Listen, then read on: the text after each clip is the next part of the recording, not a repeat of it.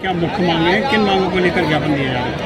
देखिए, जैसे कि आप सभी के संज्ञान में है, न्यूज़पेपर्स के माध्यम से या समाचार चैनल्स के माध्यम से सभी को ज्ञात होगा कि अभी सुप्रीम कोर्ट ने निर्णय दिया है कि जितने भी अध्यापक पूरे भारतवर्ष में हैं उनके लिए टैग पास करने की अनिवार्यता कर दी गई है। अच्छा, ये अनिवार्यता अब की गई है और इसको NCTE के अंतर्गत 2009 का जो था कानून आया था, उस समय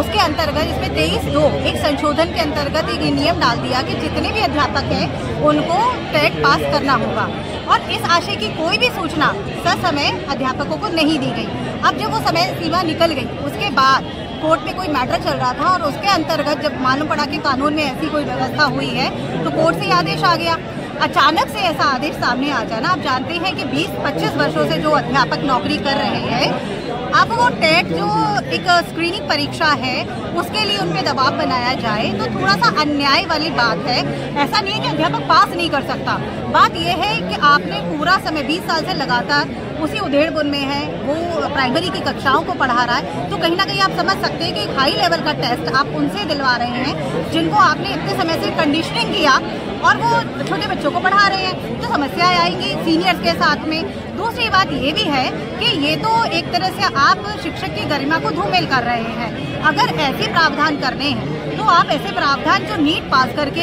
डॉक्टर्स बन गए और आज 20 साल की सेवा हो गई, उनका दोबारा से नीट का एग्जाम ले लीजिए, या जो IAS अधिकारी बन गए और उनको 20 वर्ष की सेवा करते हो गई, उनसे IAS की परीक्षा ले लीजिए। सभी को समस्या आएगी ऐसे तो, ठीक है। तो ये एक गलत तरीका है। नई भर्तियां सारी टैट और सुपर टैट के माध्यम से हो रही है जो कि न्याय संगत है, लेकिन पुराने लोगों को विवश करना और इस बात का ध्यान न रखना